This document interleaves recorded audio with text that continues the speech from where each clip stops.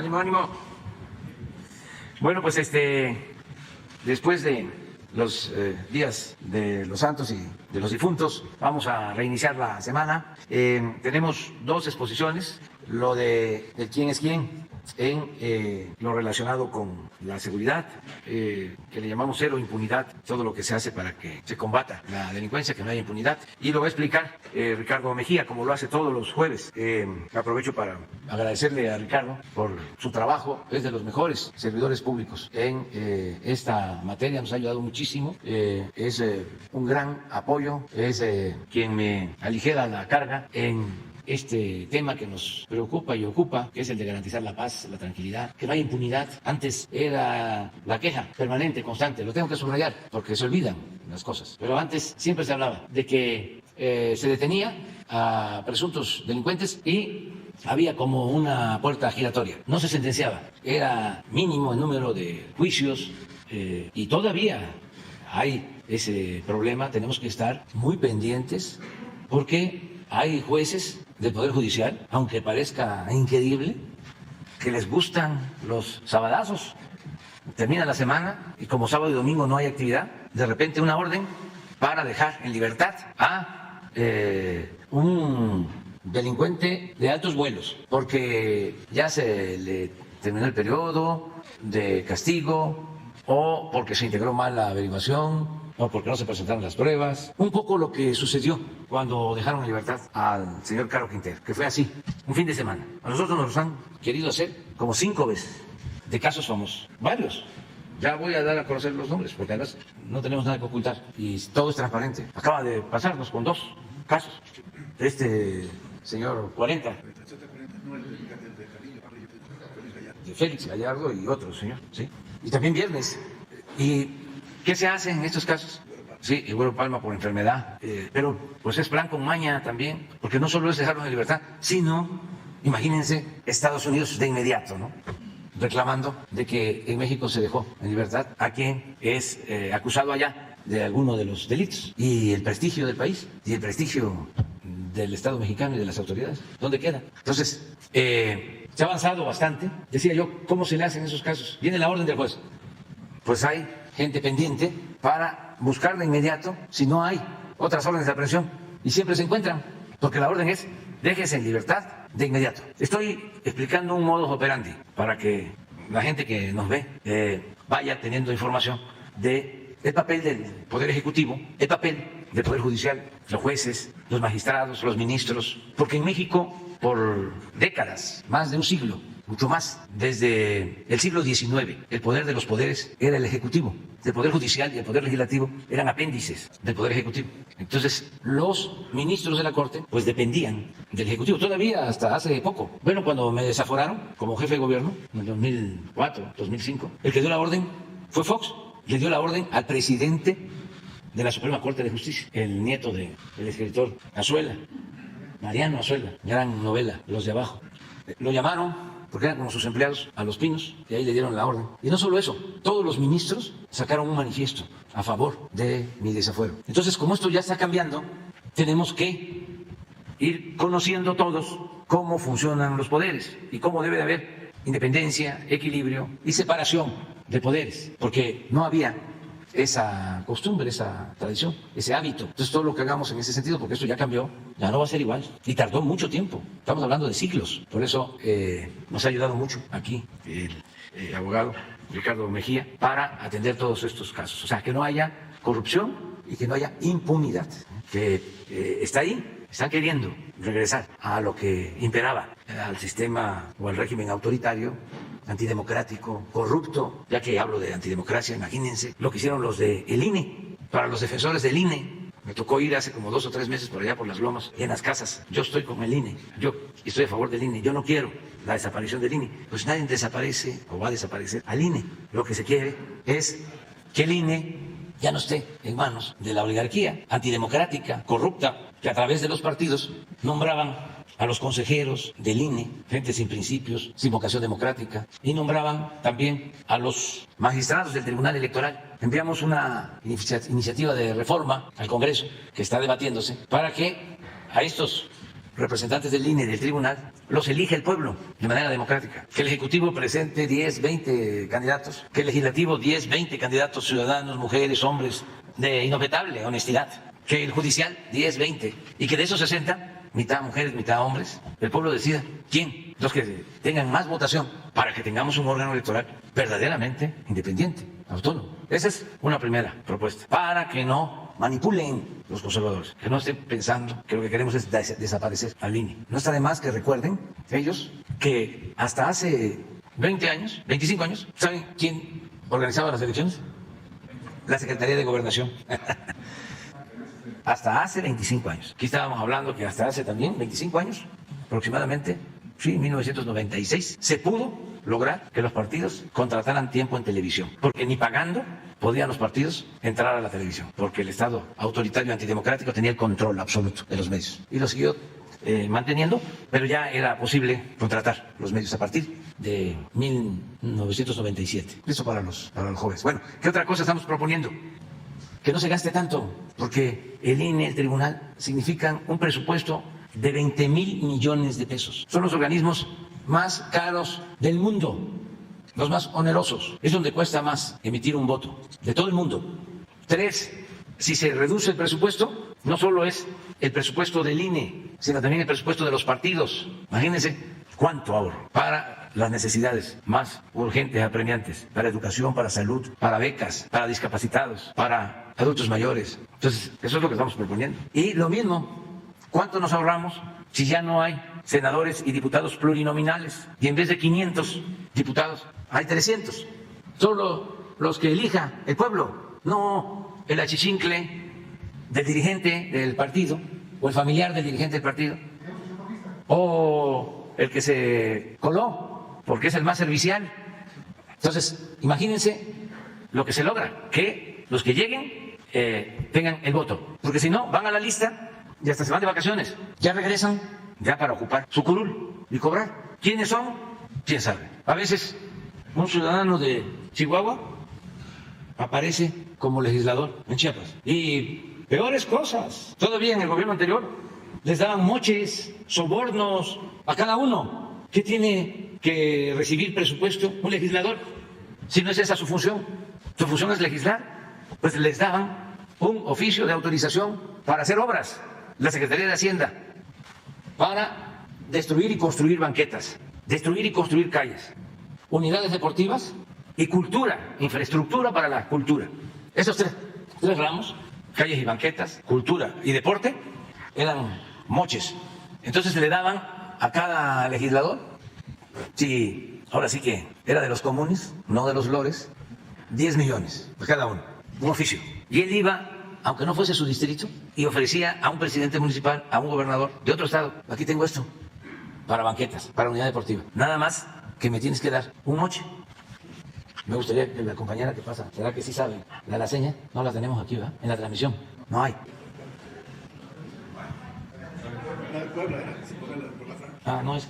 En la transmisión no tenemos, ¿verdad? Nosotros. ¿Sí hay? Sí. ¿Sí? ¿De señas? Ah, espera. ¿Y es lo mismo?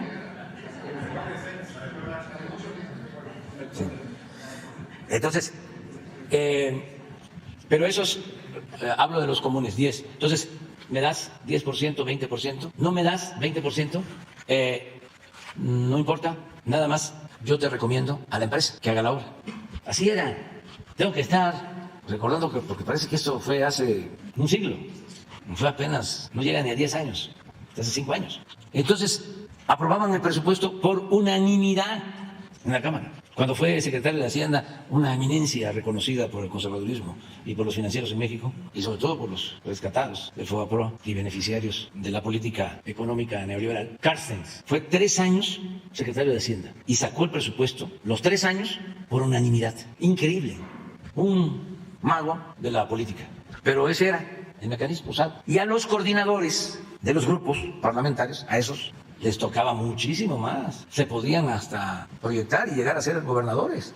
Se arreglaban arriba. Esa podredumbre, esa es la que quieren que regresen, la que quieren que regrese la oligarquía actual del conservadurismo, con sus voceros, sus intelectuales orgánicos, sus medios de información. Eso es lo que quieren.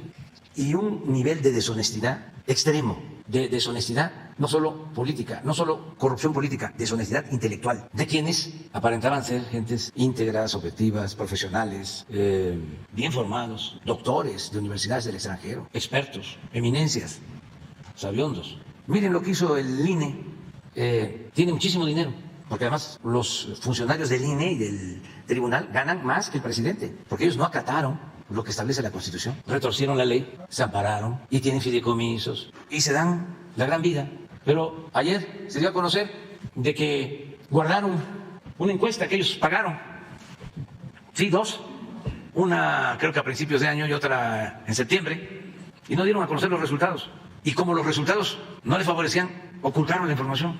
Y ayer sale el presidente del INE, que da, la verdad, pena ajena, a decir que pues eso era hace 2 meses, pero que ya las cosas desde luego han cambiado, porque no estaba en debate todavía el tema de la reforma electoral. Ahora, como está en debate, pues ya se enteraron más gentes, porque cuando hicieron el levantamiento solo se habían enterado el 37%, 27%. Entonces sería muy bueno hacer otra, pero miren, espera, regresan. ¿Esto quién lo puso? Ellos. Pero fíjense cómo destacan. Vamos a suponer, como dirían los abogados, aceptando sin conceder, que solo es el 27. ¿Quiénes son los más informados? Los de la élite. Son los que simpatizan más con el conservadurismo, los que tienen más acceso al Internet, los que tienen más información porque viven aquí, en la capital, o en las capitales de los estados, porque la radio está, la televisión. Pero bueno, 27, pero fíjense cómo plantean. Iniciativa de reforma electoral. Solo 27% de la ciudadanía está enterada de la iniciativa propuesta por el Ejecutivo Federal. Síguele. Y esto es lo que ocultan, lo que no querían decir. ¿Está de acuerdo en que se realice una reforma electoral? Sin embargo, hay que matizar, porque pues el que paga manda. No puede ser así tan duro, ¿sí? Tan seco. Sin embargo, la opinión está dividida entre quienes lo ven muy necesario y quienes no. Fíjense cómo está dividida. Dice, muy necesario 23, algo necesario 28, da 51. 25 nada necesario, 19 poco necesario. ¿Cuánto da? ¿40 y qué? 44. Y 5 no sabe, no contestó. Está muy reñido. Nomás son 6 puntos. No, 7. 7 puntos. Está igual de reñido que la elección del 2006. A ver, la segunda. Postura ante propuesta de la iniciativa del Ejecutivo Federal. Este es interesantísimo. Que vive el pueblo. Si esto están pensando los de arriba, imagínense cómo están pensando los de abajo. Que a propósito, ayer vi un mensaje, que a ver si lo ponemos, sobre la educación. Que no hay que educar a los pobres, hay que educar a los ricos. Lo tengo en mi, creo que Juan José te lo puede mandar. Es buenísimo. Pero destinar menos recursos a partidos políticos. Muy a favor, 48. A favor, 45. En contra, 5. Muy en contra, 1. ¿Cómo no lo iban a ocultar? Dicen que la encuesta la entregaron a los representantes de los partidos, pues también los representantes de los partidos la guardaron. Fue un pacto de silencio. Disminuir el número de diputaciones y senadurías a nivel federal. Muy a favor 39, a favor 48, en contra 10, muy en contra 1. Eso es lo que propone nuestra iniciativa. Entonces, reducir los recursos que se le otorgan al INE, muy a favor 33, a favor 41, en contra 19, muy en contra 6. Que los consejeros y magistrados electorales sean elegidos directamente por la ciudadanía, 24, muy a favor 54, en contra 15, muy en contra 3. Ampliar el uso del voto electrónico, muy a favor 17, a favor 51, en contra 23, muy en contra 5. Desaparecer los institutos electorales de los estados y tribunales electorales locales. 17, muy a favor. Aquí la idea es que el organismo nacional se haga cargo de las elecciones en estados y municipios y que no haya duplicidad. A favor 36, en contra 33, muy en contra 10. De todas maneras, 53 a favor. Sustituir al INE por el Instituto Nacional de Elecciones y Consultas. No quitar al INE, no desaparecer al INE. Como único órgano encargado de organizar las elecciones. 17 a favor, muy a favor. 35 a favor, 28 en contra, muy en contra 12. De todas maneras, 52%. Esto es, ¿verdad? Sería bueno que hicieran otra. Ahora, igual, porque ya la gente está más informada y seguramente ya cambió, como sostiene el presidente del INE. Muy bien, vamos entonces. ¿No encuentras el Face? Es que la verdad sí hace falta educar. Fue un diputado a un centro comercial como Soriana, pero parece que Citymark, yo ni sabía qué cosa era eso, pero bueno, ya me explicaron. Y le empiezan a reclamar, oiga, ¿usted por qué está aquí? A Loroña, sí, pero señoras, ¿no? Pero eso es real, porque el que lucha por una causa justa, el que está a favor de los pobres, pues no debe de usar zapatos, sino guaraches, ¿sí? No se puede poner traje, ¿sí? No puede viajar en avión A mí me lo han hecho antes. Una vez iba yo a Yucatán en el avión y me dijo un señor, oye, ¿por qué no se viene un camión de la Ciudad de México hasta Mérida? Le digo, pues no, porque fíjese que tengo que ver varias cosas acá. Era yo opositor, pero el prototipo de un conservador, pequeño burgués o fifí, o aspirante a fifí también, ni siquiera fifí, porque para ser fifí se requieren ciertas cosas, no cualquiera. Entonces, los fifís no van al súper. Entonces, y luego me acuerdo que fui una vez de visita a Cuba y fuimos a comer con Silvio. Creo que hay unos restaurantes particulares que se llaman Paladares o algo así. Entonces también estaban unos turistas y uno de ellos le dijo a Silvio, ¿por qué vienes aquí a comer? Y ya no sé qué le contestó Silvio. Y en la mesa dice, no cabe duda que siguen las cosas igual. Una vez fuimos, me contó la anécdota, a un concierto a Europa con Facundo Cabral y entonces se paró alguien y le dijo, ¿en qué vinieron? ¿Cómo vinieron? Y Facundo le contestó, pues veníamos a caballo, pero se nos ahogaron los caballos en el Atlántico. Porque esa es la mentalidad del conservadurismo. No. Y sí hay que, con todo respeto, hay que educarlo. Sobre todo porque son muy racistas, muy clasistas. Y no se dan cuenta que discriminan. Y no se dan cuenta que somos iguales. Y ellos se sienten superiores. Y también confunden educación con cultura. Y piensan que si tienen títulos académicos, ya son como títulos nobiliarios. Y hay gente que tiene doctorado. Bueno, el del INE. Una vez lo grabaron hablando por teléfono, burlándose de unos indígenas, burlándose como racista, pero es doctor en una universidad del extranjero. No es lo mismo educación que cultura. Entonces sí hace falta todo un proceso nuevo de enseñanza-aprendizaje. Eso tiene que ver con una sociedad mejor. A ver, me encantó. Siempre se quiso educar al pobre. Es hora de empezar a educar al rico. Por ejemplo, que no evada impuestos y que no exploten al pobre. Es que en las redes hay muchísima sabiduría.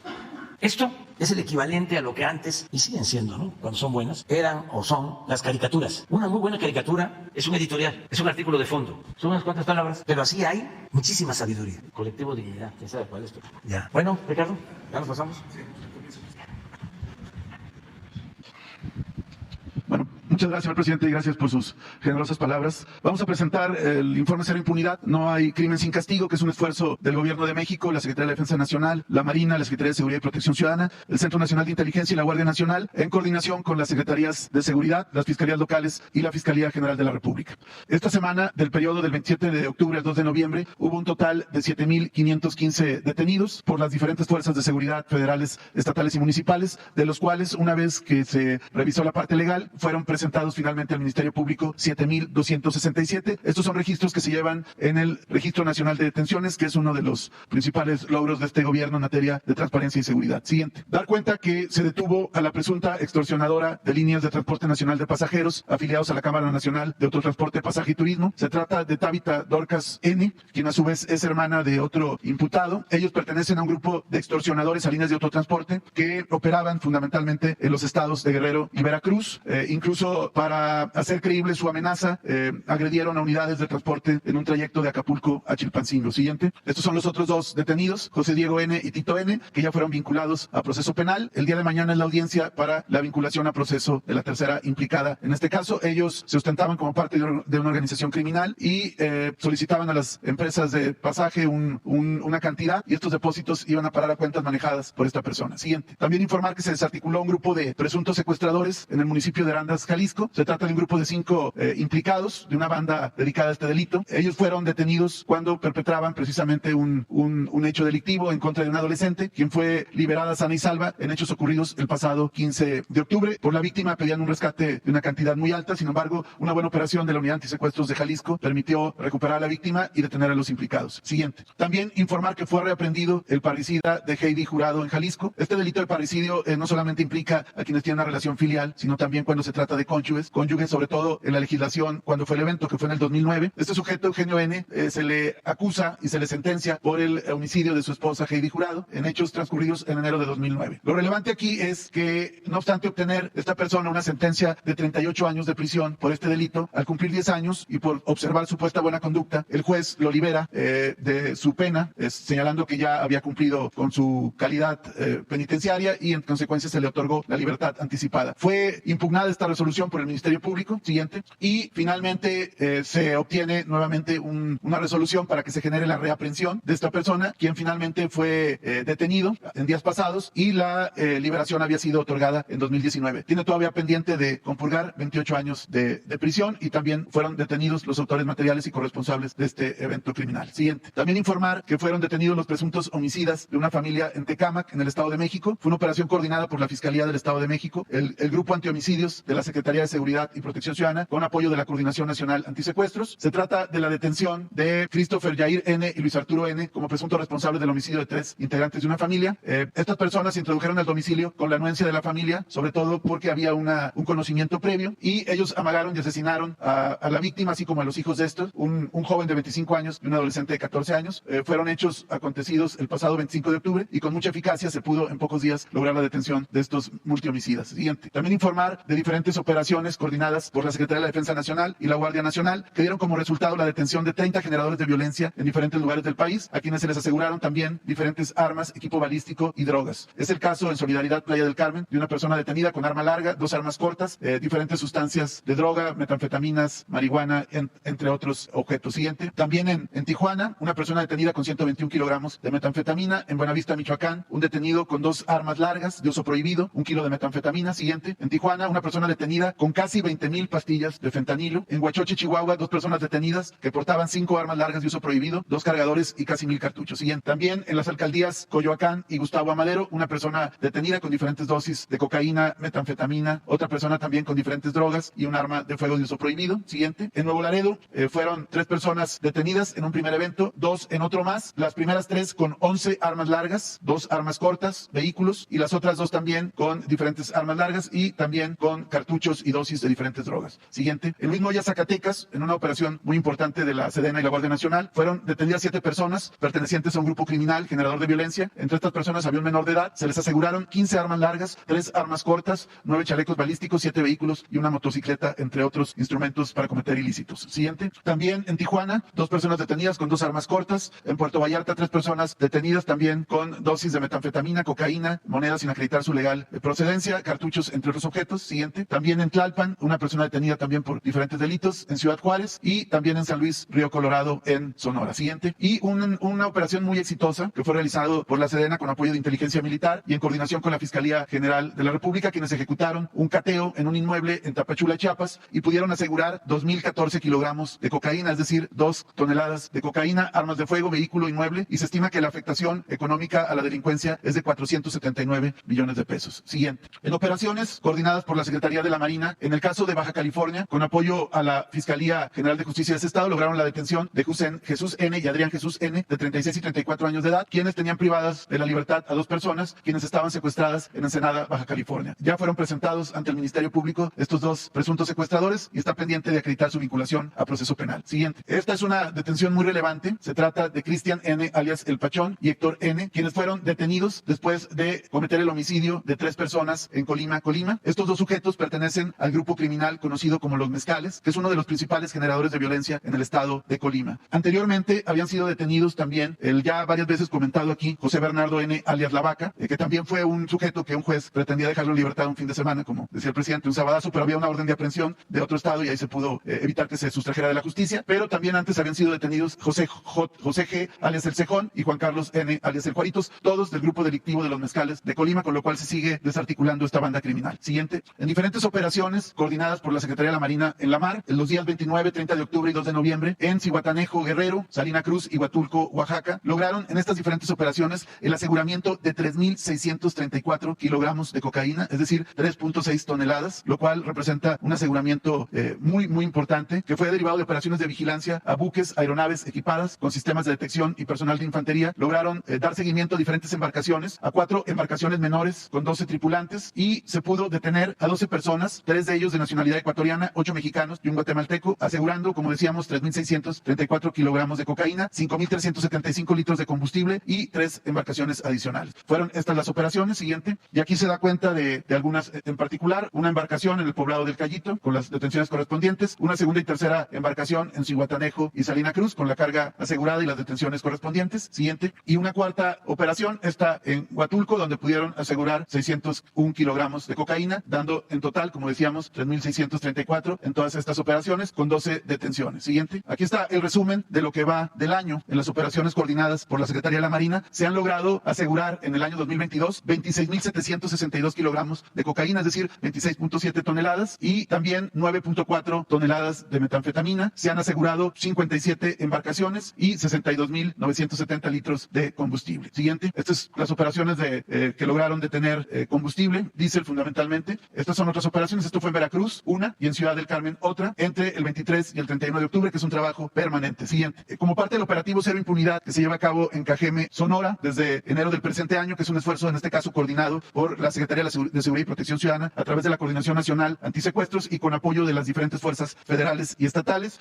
para ejecutar órdenes de aprehensión, cateos e investigaciones que lleven a la detención de generadores de violencia por homicidio, feminicidio, secuestro, narcomenudeo, violencia sexual. Se han logrado en este periodo, siguiente, la detención de 225 generadores de violencia. Siguientes. Todo esto en un trabajo permanente y sistemático, donde evidentemente hay el apoyo del Ministerio Público, de la Fiscalía de Sonora y la Agencia de Investigación Criminal. En vinculaciones relevantes, que es la otra parte, es decir, es la detención, la puesta a disposición del Ministerio Público, la presentación ante los jueces de control, quienes al haber elementos vinculan a proceso a los imputados. En este caso, en seguimiento, informar que en el multihomicidio ocurrido en el bar El Pantano, en Irapuato, Guanajuato, donde se perpetró un multihomicidio de 12 personas, los responsables de este hecho criminal ya fueron vinculados a proceso. Se trata de Pedro N., alias El Sobrino, Christopher Alexis N. y Ricardo N., alias El Coco, ya todos vinculados a proceso penal. Siguiente. También en un caso que se dio a conocer la semana pasada, que fue la detención de 12 personas en Huachochi, Chihuahua, en una operación de la Sedena en apoyo a la Fiscalía General de la República, a través de la Fiscalía de Coordinación Regional. Se informa que ya se vincularon a proceso a los 12 detenidos por diferentes delitos, como son los de acopio de armas de fuego y posesión de cartuchos, cargadores, todos de uso exclusivo del Ejército, en hechos ocurridos el pasado 20 de octubre. Es importante porque esto es parte del despliegue que lleva a cabo la Secretaría de la Defensa Nacional en esta parte de Chihuahua para evitar que se sigan cometiendo hechos de carácter criminal. Siguiente. Y como sentencias relevantes, informar que se logró una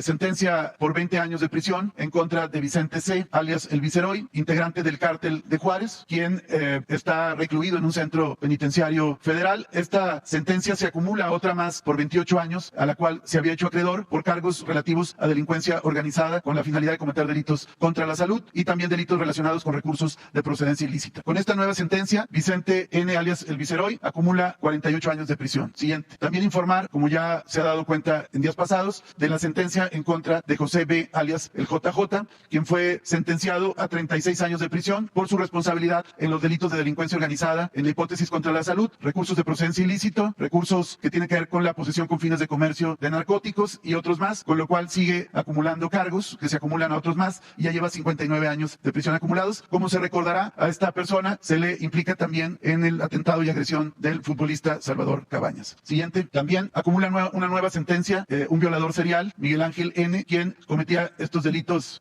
muy graves en contra de las mujeres en diferentes hechos, precisamente por el periférico donde perpetraba sus hechos ilícitos. Ya se le acumula un nuevo proceso, una nueva sentencia, con lo cual lleva 171 años de penalidades acumuladas y aún existen 7 carpetas de investigación más y una averiguación previa, toda vez que fue con el sistema penal anterior. Siguiente. En cuanto a los feminicidios resueltos o con detención durante el periodo que se informa, hay 22, 4 de ellos han derivado en sentencias, uno en el Estado de México, uno en Ciudad de México, uno en Veracruz, uno en Chiapas, uno en Durango, uno en Chihuahua, 3 en Jalisco, entre ellos el de Eugenio N., que ya dimos cuenta, el de Oaxaca, 2 con un sentenciado. Siguiente. Michoacán son 6 con un sentenciado, Sonora 1 con un sentenciado, Nuevo León 1, Nayarit 2 y Campeche 1 con un sentenciado. Siguiente. Por último, informar que en el caso de las periodistas Yesenia Molinedo y Sheila Joana García de Cozoleacaque, quienes fueron asesinadas en hechos ocurridos el mes de mayo, el 9 de mayo de 2022, ya hay una nueva detención de uno de los autores materiales. Se trata de Antonio de Jesús N., alias El Mara, quien fue detenido derivado de labores de inteligencia y seguimiento de investigación por parte de la Coordinación Antisecuestros, la Fiscalía General de Justicia de Veracruz y con el apoyo del Centro Nacional de Inteligencia y la Secretaría de la Marina.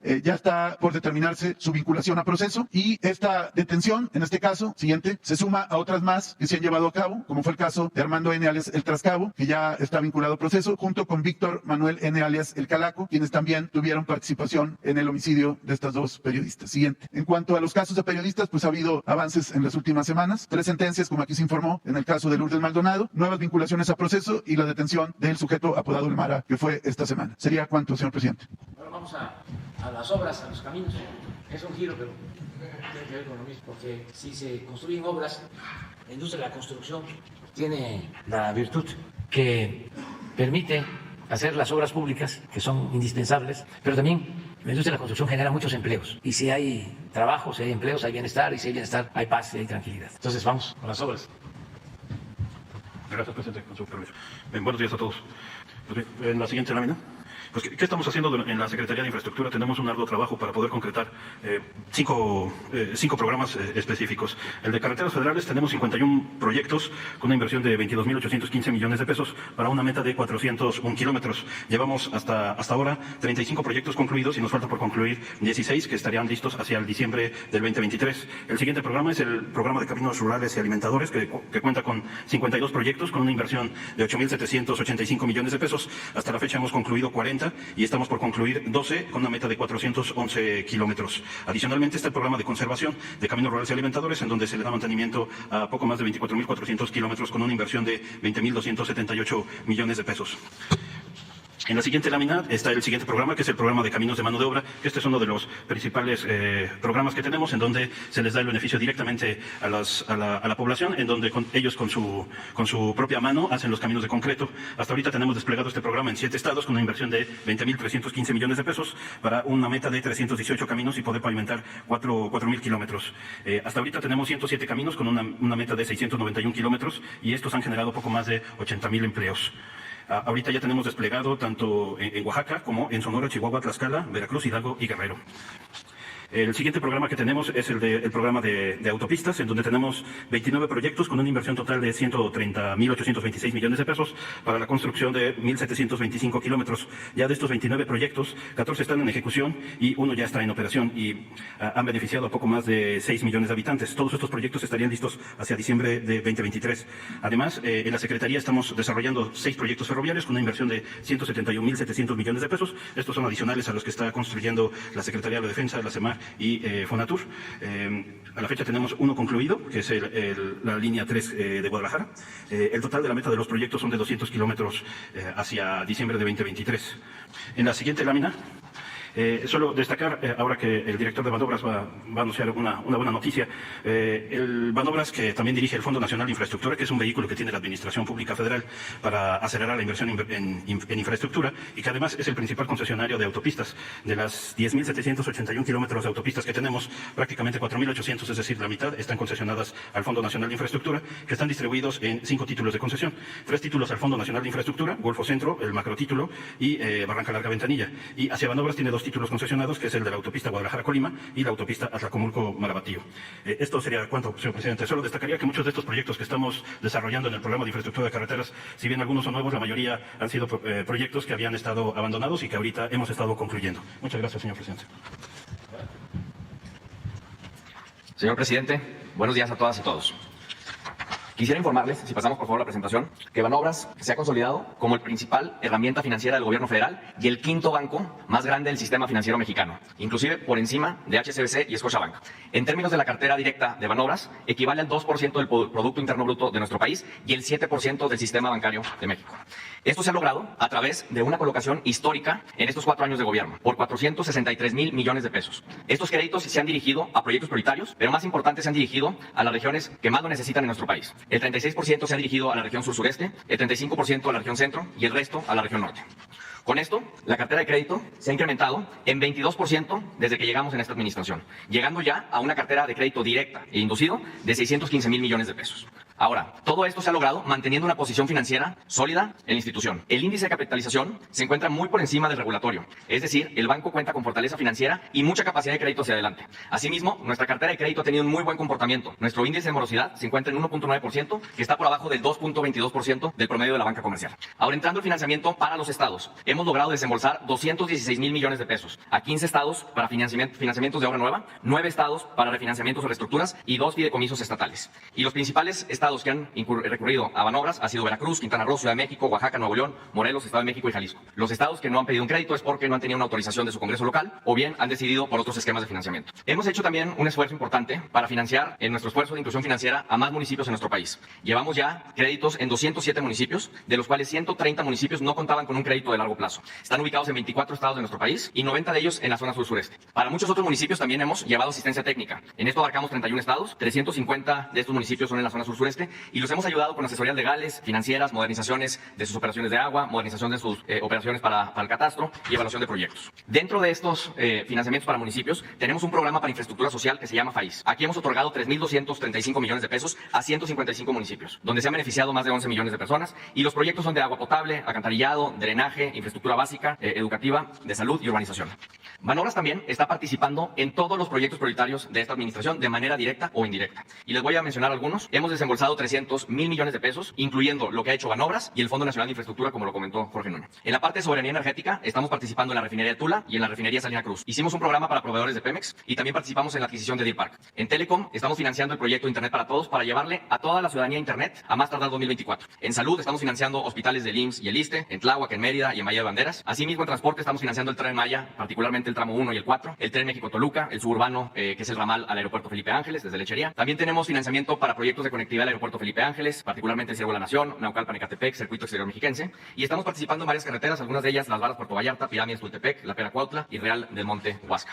Como concesionario del gobierno federal y manejador de la red de carreteras más importante de nuestro país, también estamos involucrados en la construcción de algunas de ellas. Particularmente tenemos 4 proyectos, 2 de ellos ya concluidos, la Guadalajara-Colima, que va a entrar en operación a partir de mañana. Asimismo, la autopista México-Pachuca, que se amplió de 4 carriles a 8 para mejorar la conectividad del aeropuerto Felipe Ángeles. Y estamos en el proceso de construcción de 2 muy importantes autopistas. La primera es la Compostela Las Varas y su ramal a Tepic, al aeropuerto de Tepic. Esto va a permitir conectar a Guadalajara con Tepic y Tepic con Puerto Vallarta. Y asimismo estamos participando en la construcción de la autopista Barranca Larga Ventanilla para conectar Oaxaca capital con su costa. Estamos esperando que estos 2 proyectos los vayamos a concluir en 2023. En la parte de la operación fiduciaria de Banobras, tuvimos un rol muy importante durante la pandemia. Logramos desembolsar del Fondo de Salud para el Bienestar 77.000 millones de pesos para la adquisición de vacunas, ventiladores, medicamentos, pruebas COVID-19, investigación científica y también para el traslado de equipo médico. Y pusimos en operación 10 hospitales que se beneficiaron 3.4 millones de personas, 1.269 camas sensables y 7 de estos hospitales fueron para apoyar la contingencia sanitaria. Algo que hemos estado haciendo también en estos últimos 4 años es convertir a Banobras en un banco sustentable. Por lo tanto, nos hemos convertido en el emisor más importante en México de bonos sustentables, es decir, verdes y sociales. Llevamos 10 emisiones por más de 30.000 millones de pesos y hace 2 semanas, por primera vez, por un banco de desarrollo en México, logramos emitir 2 bonos con perspectiva de género. Es decir, logramos emitir deuda para usar esos recursos para infraestructura que ayude al bienestar y la infraestructura que utilizan las mujeres. Recibimos también 3 premios en estos últimos 4 años, 2 del Consejo Consultivo de Finanzas Verdes por nuestro esfuerzo en este tema de sustentabilidad y un premio también por la Asociación Latinoamericana de Instituciones Financieras para el Desarrollo. Con todo este trabajo también nos hemos apegado a las medidas de reducción de gasto, a las medidas de austeridad que se han implementado en esta administración. Y hemos logrado reducir el gasto de Banobras en términos de administración y promoción en más de la mitad. Es decir, bajamos de 2.866 millones de pesos en gastos anuales a 1.170 millones de pesos. Y en estos últimos meses también, en un reporte del Instituto Mexicano para la Competitividad, incluyeron a Banobras con la mejor calificación posible como la institución de menor riesgo de corrupción en México. Ahora, les estaba mencionando hace rato que mañana entra en operación una carretera y un tramo de montaña, la Guadalajara-Colima, algo que teníamos una deuda histórica con el Estado de Jalisco y el Estado de Colima. Y bueno, las buenas noticias es que ya entra en operación mañana, ya está terminada y les voy a ahora platicar un poco más de este proyecto. Primero, esto fue una construcción de un cuerpo nuevo de 2 carriles de circulación del kilómetro 103 al 120. Tiene una longitud de 16.49 kilómetros, tiene 14 puentes, 7 estructuras especiales. La inversión fue de 3.278 millones de pesos y particularmente el tramo de montaña fue de 393 millones de pesos. Este proyecto va a lograr disminuir de 2 horas a 1 hora y media el traslado de Guadalajara a Colima, va a permitir una mejor seguridad vial, mejor conectividad, está generando empleos, 1.800 empleos, más de 16.000 habitantes se están beneficiando y estamos esperando un aforo de 15.000 vehículos diarios. La operación de esta carretera y este tramo ya estará listo a partir de mañana. Nos estamos coordinando con la Guardia Nacional para orientar a todos los usuarios en tanto se vayan familiarizando con este nuevo tramo. Y además de este tramo de montaña, estamos mejorando esta autopista a través de varias obras. Ya completamos el entronque Acatlán con una inversión de 280 millones de pesos. Realizamos también trabajos de mantenimiento y conservación por 220 millones de pesos y la construcción de 3 estructuras por 90 millones de pesos. Ahora les voy a dejar un video de este proyecto y recordarles que mañana entra en operación. Muchas gracias. En mayo de 2022, el Banco Nacional de Obras y Servicios Públicos, Banobras, asumió el reto de concluir el tramo de montaña de la autopista Guadalajara-Colima, una demanda de los usuarios, pasajeros y transportistas de esta importante vía de comunicación. Con el objetivo de agilizar el tránsito y mejorar la seguridad de los usuarios, Banobras llevó a cabo obras del kilómetro 103 al 120 que incluyen 14 puentes y 7 estructuras, y que contaron con una inversión de 393 millones de pesos solo en esta administración. A 6 meses, y atendiendo la instrucción del presidente Andrés Manuel López Obrador, Banobras concluye los trabajos de esta obra que generó 600 empleos directos y 1.200 indirectos y beneficiará a más de 16,000 habitantes en 19 comunidades.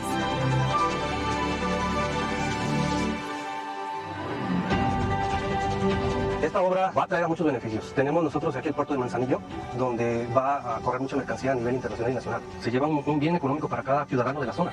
Eso es lo que trae, una infraestructura bien planeada y bien construida. México necesita carreteras de alto nivel. Pues claro que la gente está contenta y está muy agradecida de que se esté ejecutando esto. Estoy agradecido de que me toque proyectos de suma importancia como lo es este proyecto.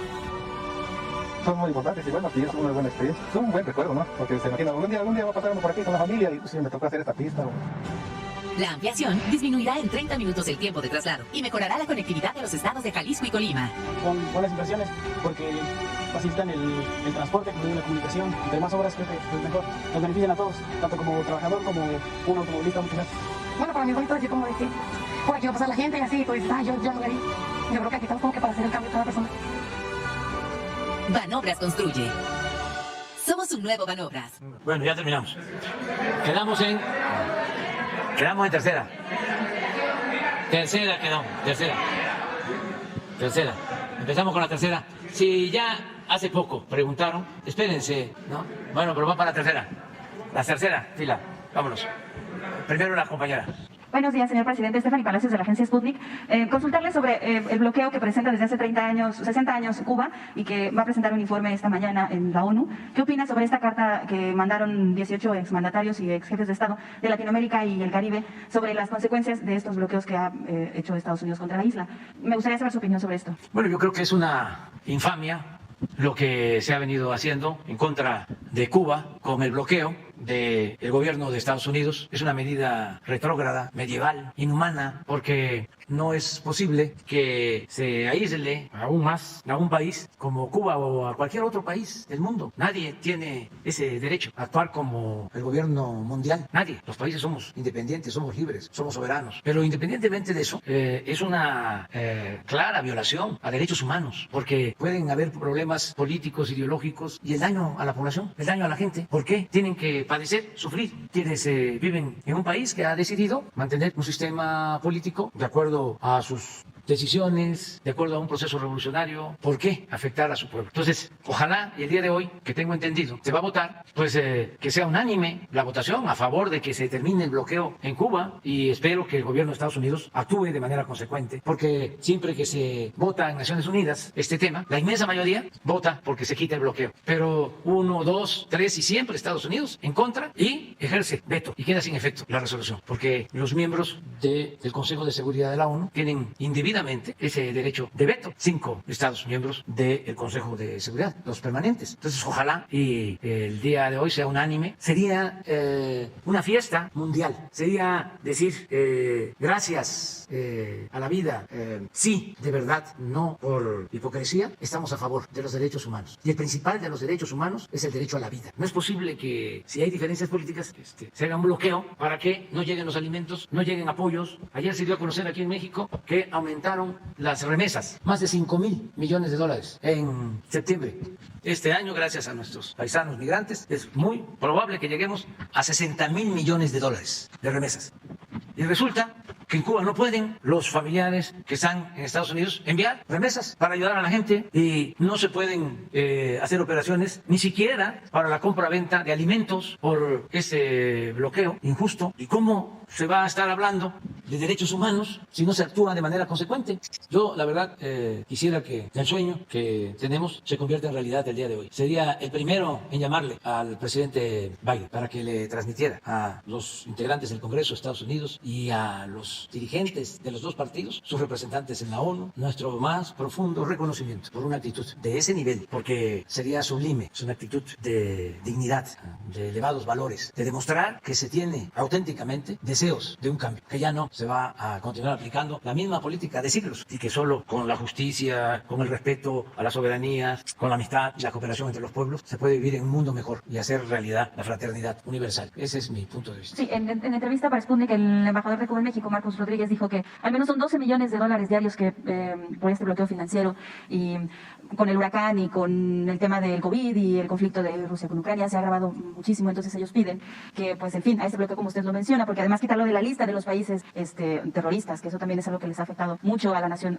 cubana, y que aún así en esta entrevista que dio el embajador agradeció el apoyo de México, que durante estas afectaciones como la que fue la de Matanzas apoyó el gobierno de México a ese país. Nosotros vamos a seguir apoyando, como lo han hecho también otros gobiernos, como lo hizo el presidente Adolfo López Mateos, cuando México fue el único país que se opuso a que Cuba se expulsara de la OEA. México fue el único país. Y nosotros vamos a seguir apoyando al pueblo de Cuba, al pueblo hermano de Cuba y a su gobierno, porque estamos en contra del bloqueo y sabemos que atraviesa una situación muy difícil, muy difícil. En efecto, cada vez que se necesita, nosotros ayudamos y lo vamos a seguir haciendo como lo hacemos con otros países, porque hablé de la fraternidad universal. Nosotros aquí estamos atendiendo a la gente más humilde, a la gente más pobre y no queremos que solo nos vaya bien a nosotros. Queremos un país sin fronteras, un país fraterno, verdaderamente solidario. Y eso es lo que deseamos en todos los casos. Y somos muy respetuosos del gobierno de Estados Unidos y tenemos muy buena relación y la vamos a seguir teniendo. Pero sí hay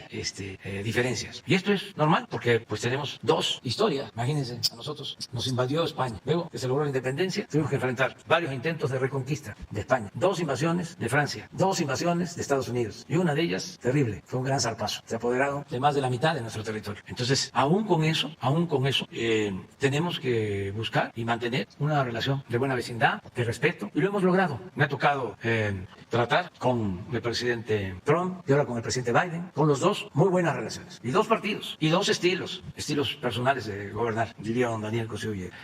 Y con los dos, una relación de respeto. El presidente Trump nos respetó, en momentos difíciles nos entendimos, llegamos a acuerdos, no se cerró durante la pandemia la frontera, nos ayudaron a conseguir equipos médicos, vacunas, cuando se decidió reducir la cuota de producción petrolera y nosotros no podíamos cumplir con una reducción de 350,000 barriles diarios. Estados Unidos se hizo cargo de la reducción que nos correspondía con 250,000 barriles diarios. Y cuando tuvimos problemas por lamentables crímenes y hechos muy violentos, él planteó que nos enviaba agentes militares para hacerse cargo de estos asuntos y le dijimos que no y entendió y fue respetuoso. Y así muchas otras cosas, fue muy buena la relación. Ahora con el presidente Biden, de primera, él es un hombre bueno, de muy buenos sentimientos. Imagínense que es el primer presidente de Estados Unidos en los últimos 30, 40 años, 50 años, que no ha hecho muro, porque desde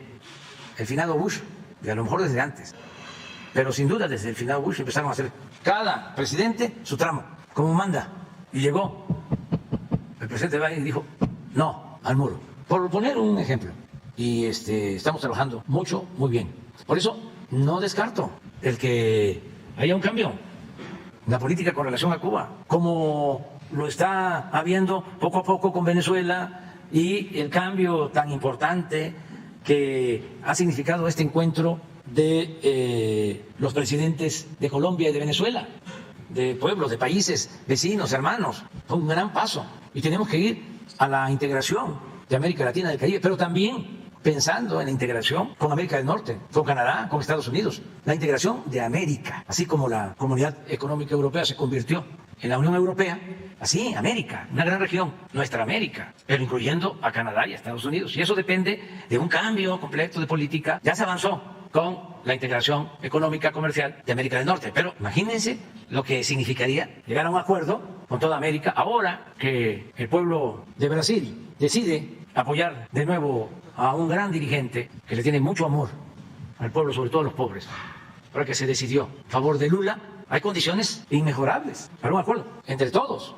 Y repito, incluyendo Canadá, incluyendo Estados Unidos, con el presidente Biden. Sí, ahora sí nos gustaría que se convocara pronto a una nueva cumbre de toda América y que sin excluir a nadie se hablara de estos temas. ¿Podría proponer que fuera aquí en México, si fuera una nueva cumbre de las Américas? En cualquier lugar, pero sí hay condiciones, porque sí hay una actitud de parte del gobierno de Estados Unidos distinta esto de que se está permitiendo que haya un flujo ordenado de venezolanos que quieren estar en Estados Unidos y está dando resultados que nosotros lo estamos notando aquí, porque están haciendo sus trámites y ya hay un número importante que han obtenido o están por obtener sus visas temporales o sus permisos, que eso es lo que nosotros planteamos. Primero, que haya cooperación para el desarrollo. Si hay crecimiento en todos los países de América, si hay trabajo, pues vamos a poder enfrentar el fenómeno migratorio, porque la gente no abandona a sus pueblos, a sus familias por gusto, lo hace por necesidad. Entonces, vamos a que haya crecimiento, que haya bienestar en los lugares de origen. Ese es nuestro planteamiento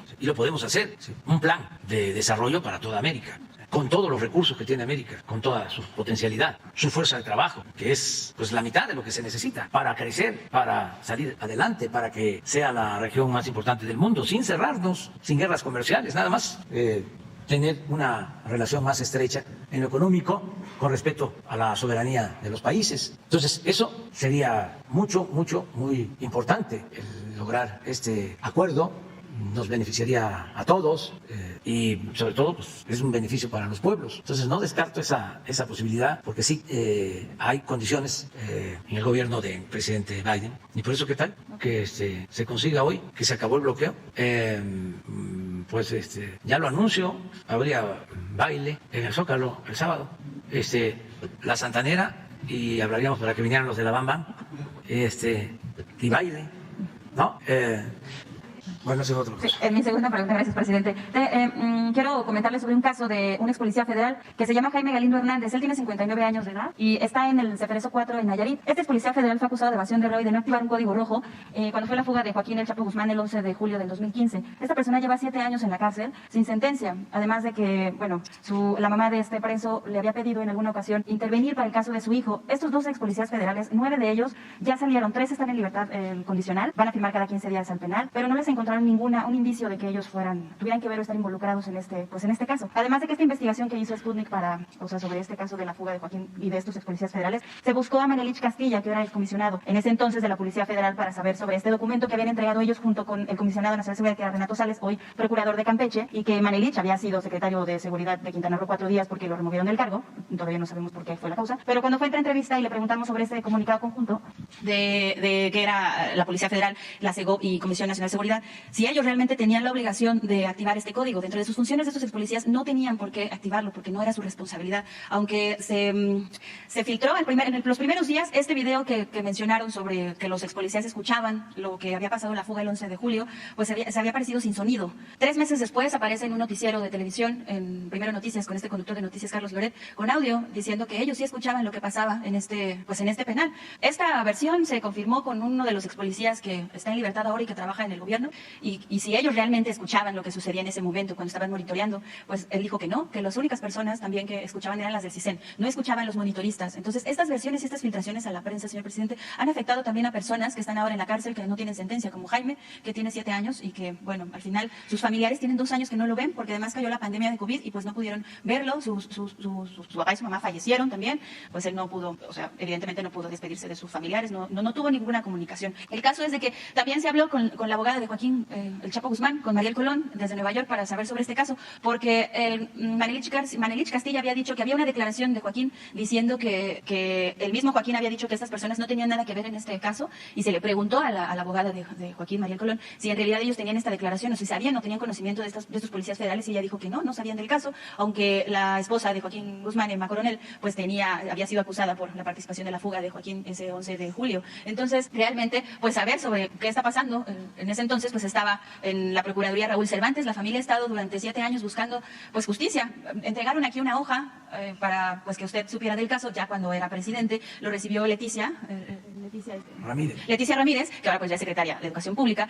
Tienen ese acuse recibido, pero también lo recibió el caso un acuse la Fiscalía General de la República. Entonces han ido ellos buscando con Alejandro Encinas durante 7 años, ¿no?, para saber qué está pasando. Entonces, pues sí, un grave suceso del que estas filtraciones no sabemos también, ¿no?, si realmente ellos escuchaban, no escuchaban, pero ellos dicen que no escuchaban, ¿no?, lo que estaba sucediendo. Jaime, en ese momento cuando se estaba dando la fuga de Joaquín, en 2015, él estaba monitoreando a la tuta en ese momento cuando había ido a la enfermería. Nosotros en Sputnik tenemos una carta de puño y letra letra de Jaime, en la que escribe por horas todo lo que había sucedido y lo que él veía en el monitor cuando la tuta estaba yendo a la enfermería. Él había solicitado información, la enfermería nunca dio ninguna explicación. Ellos tenían que resolver por qué lo habían llevado a la enfermería. Hasta que regresó a su celda en tratamientos especiales fue que pudo saber, aunque no le entregaron bien el informe. Él se dedicaba a realizar informes. Él no estaba viendo directamente si Joaquín se había fugado. En ese momento, cuando Joaquín se estaba fugando, él estaba viendo cómo iba la tuta a la enfermería. Entonces, sí es una cuestión en la que pues él tampoco tenía ninguna responsabilidad. La persona que estaba viendo el monitor, él ya salió libre. Entonces, estas personas 9, que ya son en libertad, 3 en condicional,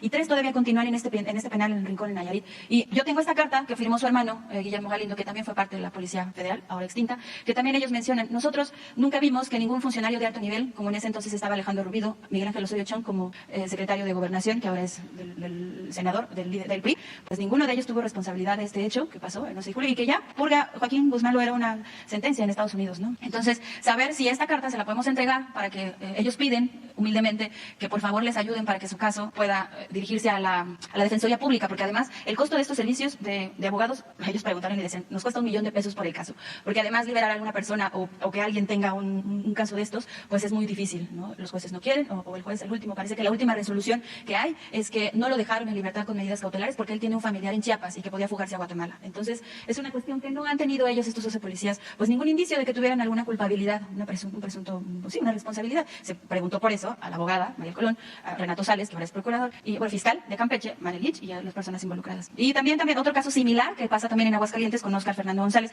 igual un empresario que fue detenido ahí en Aguascalientes y que también por una cuestión política con el exgobernador Martín Orozco, que también suceden estas mismas cosas, que o les fabrican algún delito, y también la familia ha buscado una intervención del gobierno federal para saber pues qué es lo que pasa en estos casos, ¿no? Porque esta persona también lleva 2 años sin sentencia en la cárcel y que también pues no pasa nada, ¿no? O sea, una cuestión política, una cuestión que pues igual no hay ninguna responsabilidad, pero por cuestiones, ¿no? Es un empresario y pues está en la cárcel todavía, ¿no? Entonces me gustaría, por favor, su opinión sobre este caso, en específico también el de Jaime, porque es un tema muy complicado, además de que usted pues ha sido cuestionado sobre el tema de Joaquín muchas veces por haber estado con lo de su mamá, ¿no? Saludarla y tener siempre una crítica con Joaquín y con usted, ¿no? Muchas gracias. Mira, ¿qué te parece si platicas con Rosa Isela Rodríguez? Todo. Sí, de hecho yo tengo los documentos aquí, la carta de Guillermo. Entonces vamos a pedirle que ella platique contigo, se pongan de acuerdo y a ver qué podemos hacer nosotros. Y respecto a este caso que le hablamos a Mariel Colón sobre, bueno, si la mamá de Joaquín había solicitado ella una visa humanitaria para visitar a su hijo en Estados Unidos y si usted ha recibido otra solicitud sobre que la mamá haya querido apoyo, ¿no? Sobre el gobierno de México. Sí, me pidieron en esa ocasión, creo, me entregaron una carta en donde me pedían que las hermanas de Joaquín Guzmán Loera fueran a visitarlo. Y yo hice el trámite, o sea, se lo envié al secretario de Relaciones para que se hiciera el trámite en la embajada de Estados Unidos. No sé en qué terminó, si le permitieron visitar o no, pero sí me acuerdo de esa carta. Lo demás, pues como ustedes comprenderán, no es más que politiquería de muy bajo nivel, una cosa muy corriente, en la que están ya metidos hasta supuestos periodistas de renombre, pero como no tienen nada. El otro día estaba yo viendo, hay 2 señores grandes en el Face, uno que ya mencioné aquí, señor creo que Gutiérrez, Eric, sí, muy bueno, creo que él, pero hay otro que tiene un nombre como extranjero, que te dije que si lo buscábamos, también se ve una persona mayor, los 2 muy inteligentes, pero uno de ellos, a ver si no lo tienes, es Eric Gutiérrez, a ver, creo que ayer o antier sacó algo de un personaje, no sé si existe o es robots, pues, bots, pero se los voy a leer para que vean el nivel tan bajo de nuestros adversarios, los conservadores. Es donde dice que mi esposa, Rocío, que falleció, como se apellidan Beltrán, tenía vínculos, mi esposa, con los Beltrán, esas relaciones de familia, y que de ahí viene el que yo esté en Badiraguato y... ¿Mande? Pues de Tiapa, es que Beltrán es ahí en todas partes, pero pues Beltrán, pues son de Tabasco, que yo sepa, bueno, del Rosario, de Sinaloa, de ahí era Lola, y de Sinaloa, y de otros estados, ¿no? Es un apellido pues bastante conocido, ¿no? Pero pues toda la familia de Rocío, de Teapa, su papá, su abuelo, yo creo que hasta sus bisabuelos, porque participaron en un movimiento durante la Reforma, o sea, mediados del siglo XIX, de haber llegado de España a principios del XIX, si no es que desde el XVIII, y mis hijos pues llevan el apellido de su madre, pero estos ya se pasaron la base. No solo no sé si es el señor ese Eric, no lo encuentras, no lo trae, es el otro señor, no es un señor, sí, pero a ver si lo sí, y conseguimos la entrevista con Leti para que platiquen. Perdón, con Rosas. De acuerdo, con Rosas. Muy bien, vamos. La tercera. Hola, presidente, buenos días.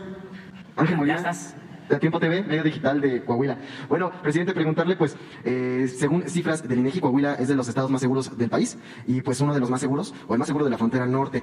En el modelo de seguridad de Coahuila, pues, bueno, la cooperación entre el ejército y las fuerzas policiales, pues, ha sido funcional, ha funcionado, ¿no? Y ha sido fundamental. Igualmente, sobre, pues, la ampliación de la estancia de más fuerzas armadas en labores de seguridad.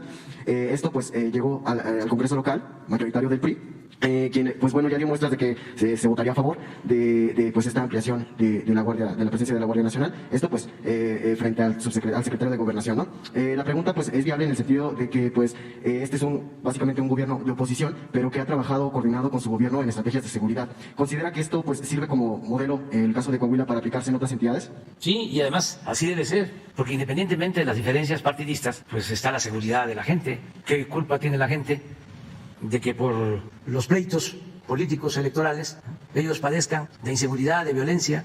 Eso hay que separarlo. Y qué bien que van a votar por la Guardia y para que continúe la Secretaría de Defensa ayudando. Los amigos laguneros padecieron muchísimo de inseguridad, de violencia, pero mucho.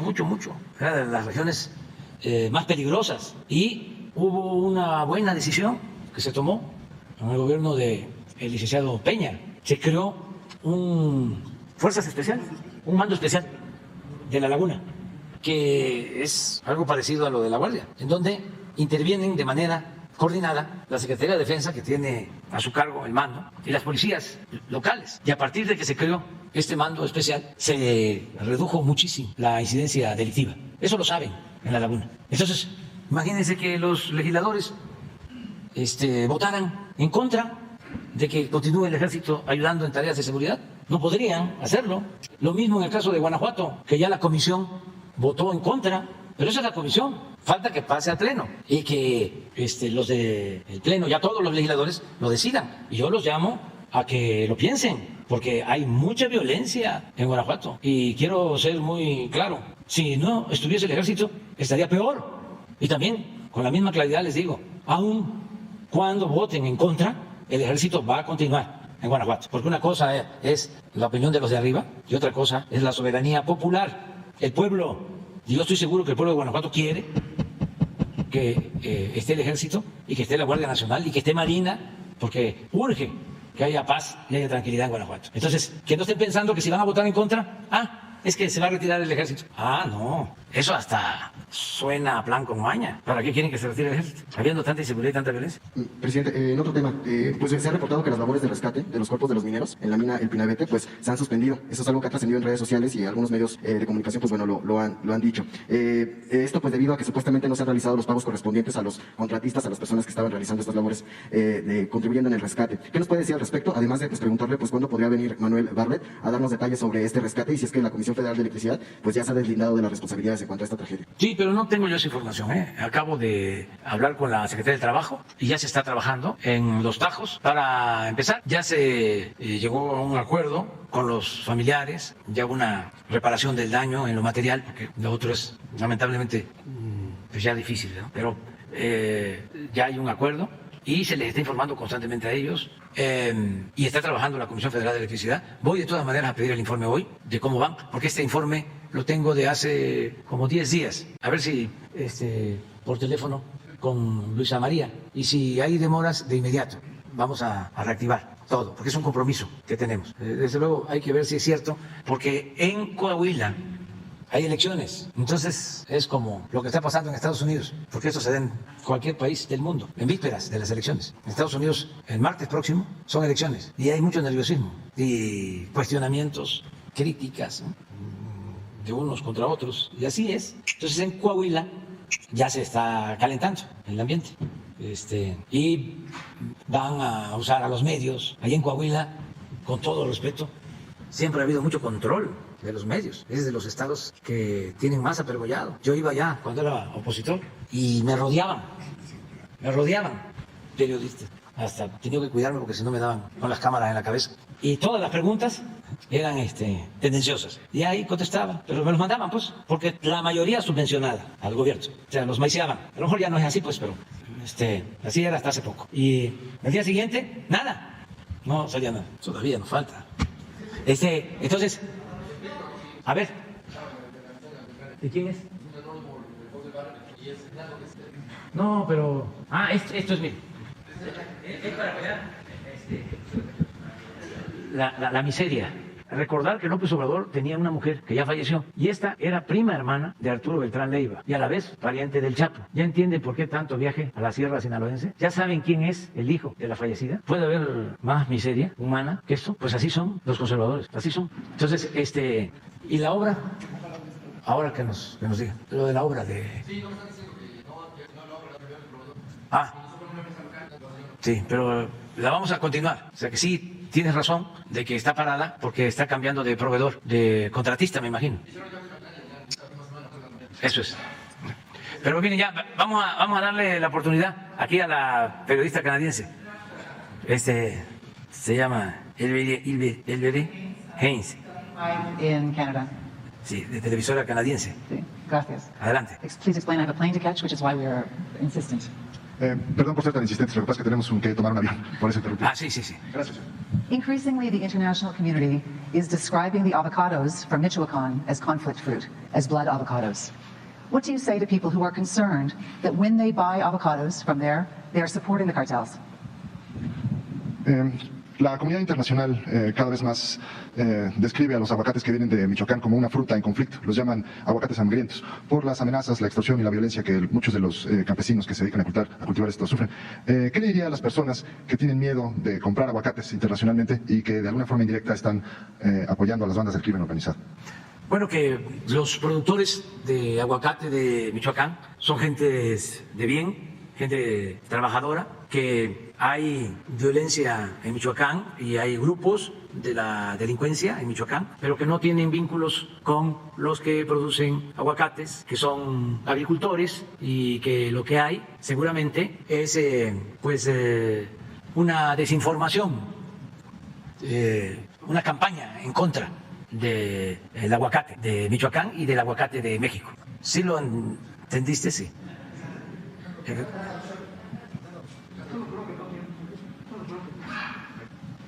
I've just returned from a week traveling through Michoacan, speaking to people there who tell me about their fears and about their mistrust. One avocado farmer tells me that the cartels are the police, are the same as the military, and are the same as the government. Is he telling me the truth? Acabo de regresar de un viaje por Michoacán, donde conocí a diferentes personas. Las personas están atemorizadas y un campesino de Michoacán me dijo que las organizaciones criminales, la policía y el gobierno son básicamente lo mismo. ¿Usted cree que él está diciendo la verdad, que lo que él nos dice es cierto? No es lo mismo, no está diciendo la verdad. Antes sí, había un contubernio, una asociación entre las autoridades y la delincuencia, pero ya no existe eso. Han cambiado mucho las cosas en México. Y lo que está probado, técnica, científicamente, es que el mejor aguacate del mundo es el que se produce en Michoacán. No sé cómo le harían en Estados Unidos y en Canadá sin el aguacate de Michoacán, porque hay otros países que quieren ganarse el mercado de Estados Unidos, pero con todo respeto, la calidad del aguacate que producen no es la misma. Nosotros hemos padecido durante mucho tiempo de boicots por razones de competencia o por razones políticas. Por ejemplo, ahora que hay elecciones en Estados Unidos, los políticos de Florida hacen campaña diciéndole a los productores de tomate de Florida que ellos van a lograr que ya no se compre en Estados Unidos tomate mexicano porque el tomate mexicano lleva agroquímicos o porque lo cultivan niños. De acuerdo a nuestra ley del trabajo, solo se permite que trabajen mayores de 18 años.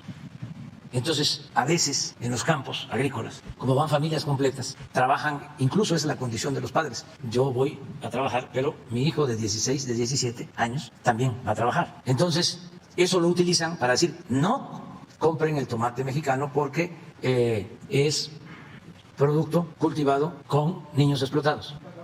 Do you feel as though your government has done enough to protect the avocado farmers and de facto make people who are buying these delicious fruits in Canada feel good about the fact that they are supporting the farmer and not the narco? ¿Usted cree que su administración ha dado lo mejor para proteger a los productores de aguacate? Y si la gente en Canadá puede sentirse tranquila que comprando aguacate mexicano no están apoyando a los carteles, sino están apoyando a los productores aguacateros? Sí, deben de sentirse tranquilos los canadienses, porque se está impulsando una actividad productiva en Michoacán donde se requieren ingresos para que la gente, sobre todo los jóvenes, tengan trabajo y no tengan que tomar el camino de la delincuencia. Lo único que estamos cuidando es el que no se siembre tanto aguacate en la zona de los bosques, sobre todo la zona de las mariposas monarcas. Ese es otro tema. Por eso también se está diversificando. Acaba de autorizarse la mayor exportación de aguacate de Jalisco y esto va a ayudar a que no haya tala de bosques para la siembra de aguacate que afecte a la mariposa monarca. Pero ya estamos trabajando en eso, diversificando. Hay un programa que se llama Sembrando Vida, que es el programa de reforestación más importante del mundo.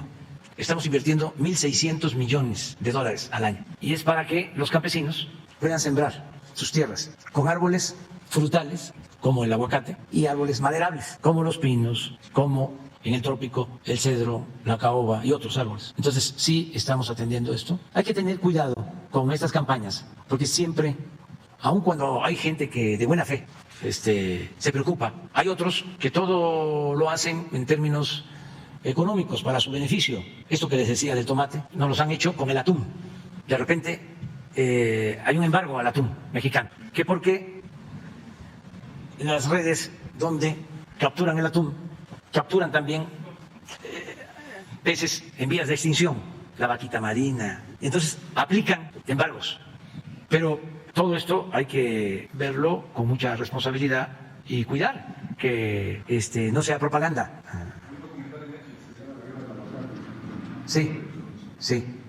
Entonces, vamos nosotros a estar muy pendientes y qué bien que vienes y que lo preguntas aquí, pero decirle a la gente de Canadá que es muy bueno el aguacate y que no está vinculado.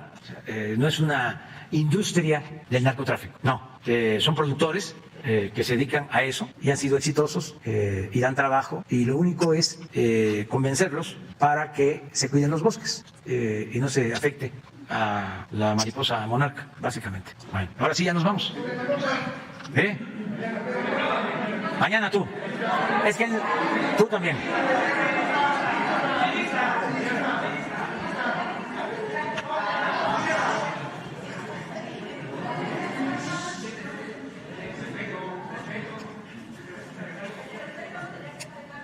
¿Mande? Ah, no, eso es, él anda en otras cosas, pero eso en sus tiempos libres. Y nos ayuda mucho, mucho, mucho, mucho. Y lo estimamos mucho, mucho, Ricardo. ¿Mande?